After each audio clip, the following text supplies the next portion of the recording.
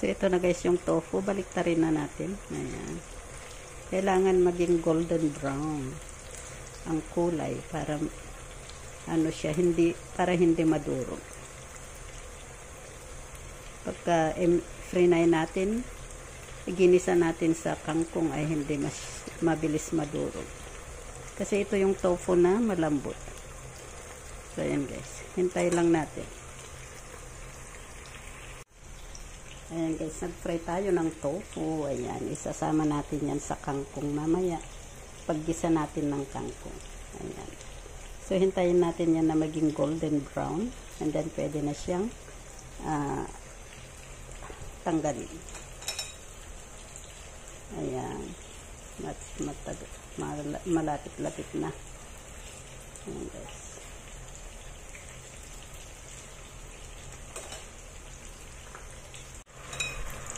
So, ito na guys, pwede na malapit na. Malapit nang mag-brown. So, ayan. Yung iba pwede na natin tanggalin. Pero yung iba hindi pa siya brown. So, tanggalin lang natin yung brown. Ayan guys. Ayan, pwede na yan.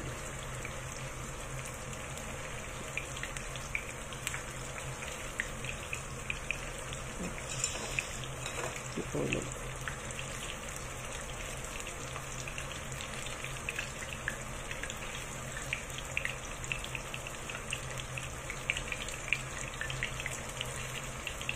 Yan. Yung iba hindi pa pwede. Hindi pa nalalo.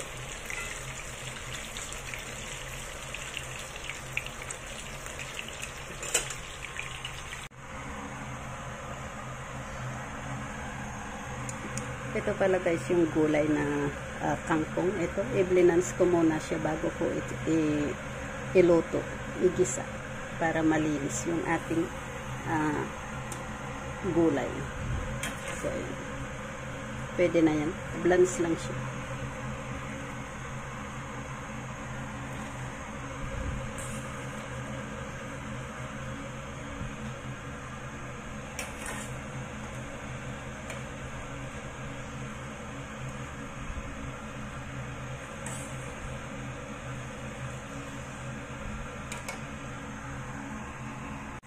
Ito na guys, igisa na natin yung ating kangkong. Ayan, naigisa ko na yan guys sa garlic. And then naglagay na rin ako dyan ng chicken powder at saka salt. And ngayon maglalagay ako ng kaunting oyster sauce. Kasi masarap yung oyster sauce. Ayan yung magpalasa dyan sa ating kangkong. So ito na yung kangkong na ginisa natin. Ayan.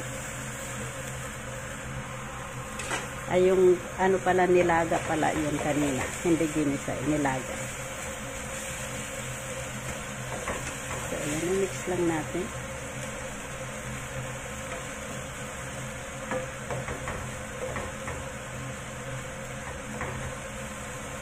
At ilagay ko na rin ang tofu. Ayan.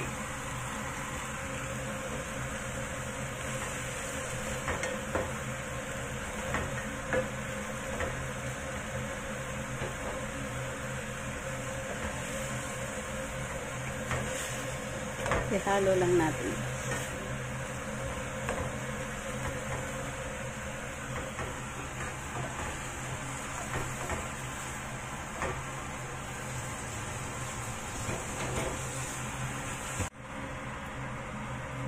So, yan na guys. Pwede na natin i-serve.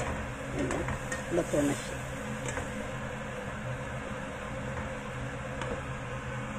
Ayan, it's ready to serve na. Para maiba naman ang luto ng kangkong natin, ay maglagay tayo ng tofu. Ayan. Kasi masarap yung tofu sa kangkong. So, yan na. Para hindi laging gisa lang na plain. So, maglagay din tayo ng kaunting tofu. So, ayan na guys. Ayan, ready to serve na yan. Thank you for watching. Please don't forget to click like and share. Thank you. Bye-bye. God bless.